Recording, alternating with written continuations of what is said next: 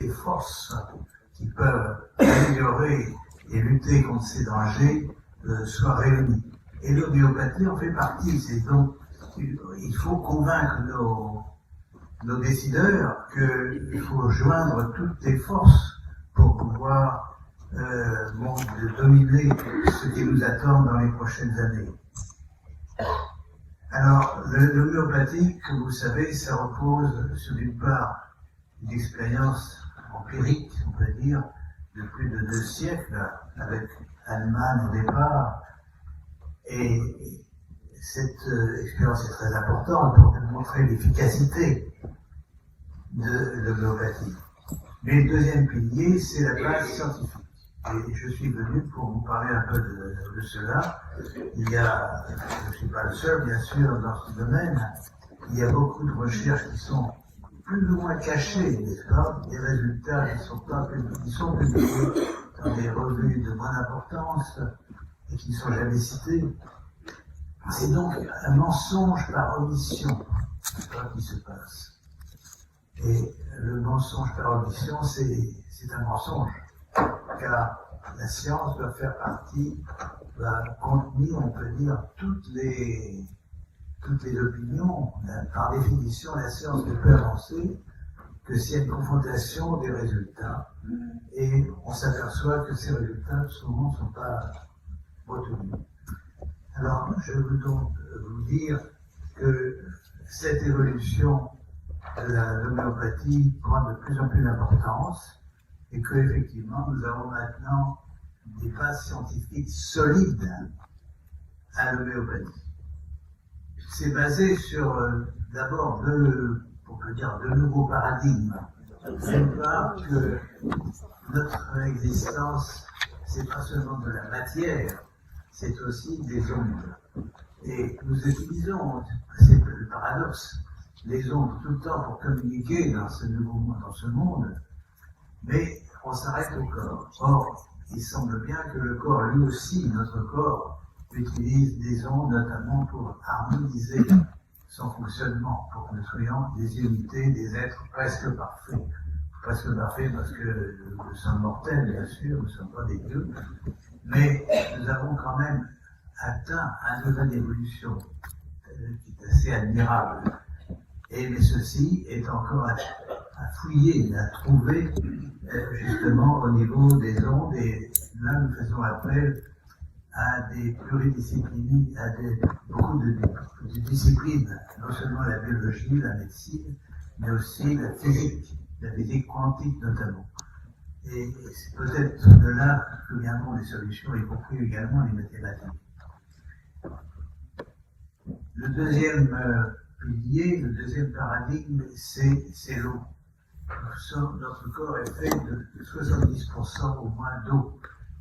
Mais cette eau est organisée, elle est structurée, elle n'est pas comme l'eau que l'on boit. Elle est changée dans l'organisme et elle joue un rôle très important de transmission de l'information. Et c'est là qu'on parle à ce moment-là de la mémoire de l'eau, grâce à Jacques Lévy. Ce deuxième point a beaucoup évolué encore plus récemment par la découverte d'une 4e phase de l'eau. L'eau, c'est la vapeur, c'est la glace, c'est le liquide. Et associer de la mémoire à un liquide fait de molécules qui remuent, ça nous apparaît un peu paradoxal, notamment aux chimistes. Mais il ne faut pas voir l'eau comme un sac de billes avec des molécules qui roulent. Il faut voir l'eau comme un ensemble de molécules qui interagissent entre elles, qui forment des structures supramoléculaires. Et ces structures sont, certaines d'entre elles, relativement stables. Il faut donc expliquer comment ces structures se forment. Et encore l'image, comparer le sac de billes à un jeu de Lego. Le jeu de Lego, toutes les parties interagissent. Eh bien, on peut penser que les molécules d'eau, c'est la même chose. Et ce que je voudrais dire, c'est que récemment, une quatrième phase de l'eau a été découverte. Et elle peut expliquer aussi l'homéopathie. Cette quatrième phase est faite de domaines, ce qu'on appelle des domaines de cohérence selon certains physiciens quantiques, c'est-à-dire de molécules qui sont toutes activées, orientées de la même façon, mais justement pour pouvoir faire des édifices moléculaires complexes. Mais un groupe italien, le groupe de Vittorio Elia, je ne cite pas beaucoup de noms, bien sûr, nous ne sommes pas dans un colloque scientifique, mais je tiens quand même à rendre hommage à ce groupe de Vittorio Elia et de Roberto Germano, qui a travaillé depuis des années là-dessus, qui a décrit donc récemment un solide qui porte l'eau. Alors, qui est de l'eau aussi, mais ce solide est relativement stable et on peut le voir après lyophilisation, c'est-à-dire évaporation sous vide. Et il est très possible, ceci est en cours de l'expérience, que ce solide soit vraiment la base de la mémoire. C'est-à-dire que, contrairement à des structures relativement fugaces, peu résistantes, ces structures peuvent être très résistantes au temps et à la chaleur. C'est-à-dire qu'elles peuvent résister à de très hautes températures et durer pendant des années. Et là, vous retrouvez un peu les granules de l'homéopathie, n'est-ce pas? Alors, ces granules sont faits de lactose, mais on peut imaginer qu'à leur surface se déploie un voile matriciel, c'est-à-dire un voile de molécules d'eau qui est organisé et qui organise encore davantage d'autres molécules. Donc, le rôle de l'agitation, justement, est très important depuis le travail de Hahnemann, mais inexpliqué. Il semble que l'agitation très forte entre les dilutions permet justement à ce voile de se constituer et de se développer. Donc nous avons là une découverte qui peut expliquer, qui donne, on peut dire, le chaînon manquant dans la chaîne des transmissions de l'information à partir d'un nombre de molécules qui existent, de molécules réelles comme l'ADN par exemple. On peut imaginer que l'eau, d'abord, l'eau liquide peut transmettre l'information de l'ADN. Je choisis l'ADN parce que c'est un peu mon domaine depuis plusieurs années. Et cette séquence d'ADN, ensuite, est, on peut dire, fixée par le voile matriciel solide, qui va se déposer à ce nouveau sur des surfaces, notamment des surfaces hydrophiles. Et là, il faut aussi citer le travail de Jerry Pollack à Seattle, qui a décrit une zone de l'eau qui est activée, formée par des plastiques hydrophiles, des contacts avec des membranes plastiques hydrophiles. Et c'est, on peut dire, la constitution de ces travaux, la réunion de ces travaux à la fois donc de Seattle, de Naples et d'autres villes et d'autres laboratoires, qui va permettre de trouver un mécanisme continu de l'homéopathie, c'est-à-dire la mémoire au départ de l'eau, mais pas de l'eau que l'on connaît, peut-être de cette nouvelle eau solide qui est encore en début d'études par différentes méthodes biophysiques.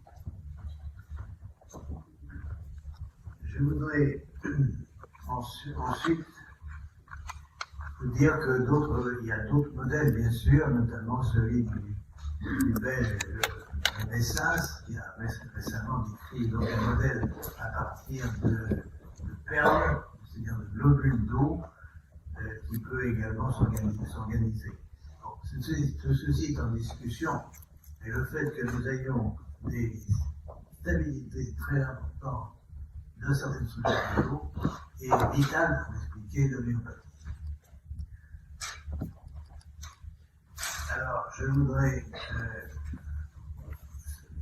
rappeler que les problèmes que l'homéopathie pose, la nature les a déjà résolus, c'est-à-dire que la nature fait de l'homéopathie.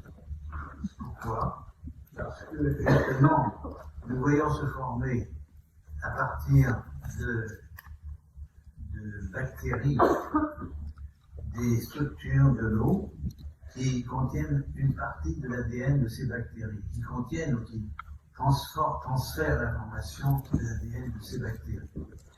Et la surprise, c'est que nous sommes partis au départ d'ADN de bactéries qui pouvaient contaminer l'intestin d'enfants autistes. Ceci a été décrit aux États-Unis par le groupe de Jan Lipkin en 2012.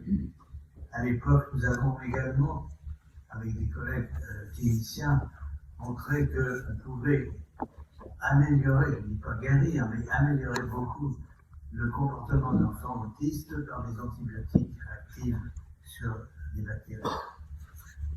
Et donc, le groupe de Lipkin a décrit une bactérie, Suterella, qui était peu connue pour, disons, en pathologie humaine, mais qui semblait associée à des infections chez des immunodéprimés, notamment des malades traités par la chimiothérapie cancéreuse.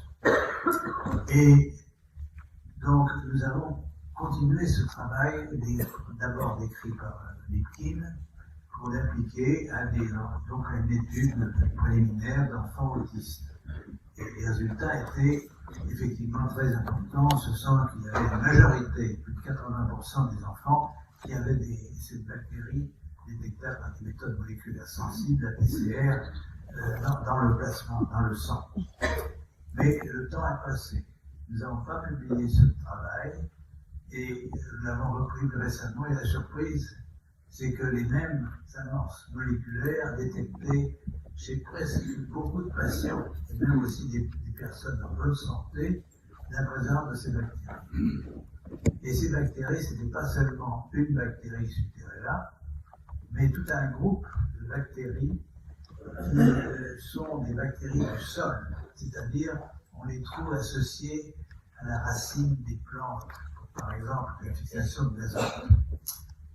Et la surprise a été qu'on trouvait la même chose, on trouvait ces bactéries chez l'homme, dans le plasma, pas seulement les enfants autistes.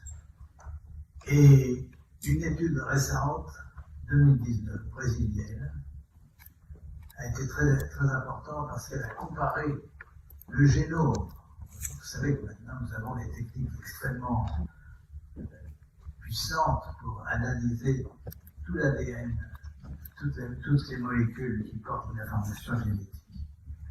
Et la surprise a été que donc, ce groupe a comparé le génome d'une bactérie présente chez les plantes, avec les Carbaspirillum, avec le génome de les mêmes bactéries détectées chez l'homme. Et il y avait effectivement des différences très importantes. C'est-à-dire que les bactéries, elles, vont choisir d'évoluer très vite pour s'adapter à de nouveaux hôtes dans nous-mêmes, notre espèce humaine.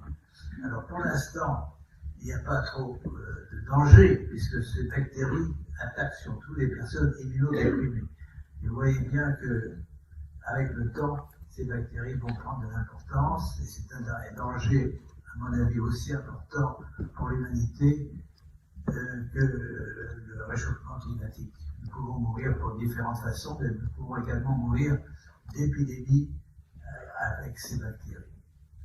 Donc, il y a un besoin essentiel de continuer la recherche et de développer, et surtout de trouver des traitements. Et donc là aussi, l'homéopathie a sa place. Peut-être d'autres approches comme le traitement par les ondes électromagnétiques, par exemple, pour agir sur ces structures que nous trouvons dans l'eau également, dans l'eau que l'on boit, dans les aliments que l'on mange. Il y a une dispersion générale de ces bactéries, probablement, je ne dis pas, c'est sûr, mais probablement lié au changement des méthodes d'agriculture et l'utilisation massive de pesticides et d'herbicides. Donc nous sommes dans un monde qui évolue, qui est dangereux, et l'homéopathie doit avoir sa place dans ce monde, sinon nous disparaît. Donc un appel, pour je terminer, à Madame la ministre de la Santé. Permettez à l'homéopathie de survivre, non seulement de survivre, mais aussi de se développer à côté de la médecine occidentale et aussi des autres médecines traditionnelles. Les Français vous en seront reconnaissants, car ils se portent beaucoup mieux, et les maisons de retraite, les hôpitaux se videront. Ne se sont utilisés que dans des cas de circonstances exceptionnelles. C'est en tout cas mon souhait. Et Madame la Ministre, merci de nous écouter.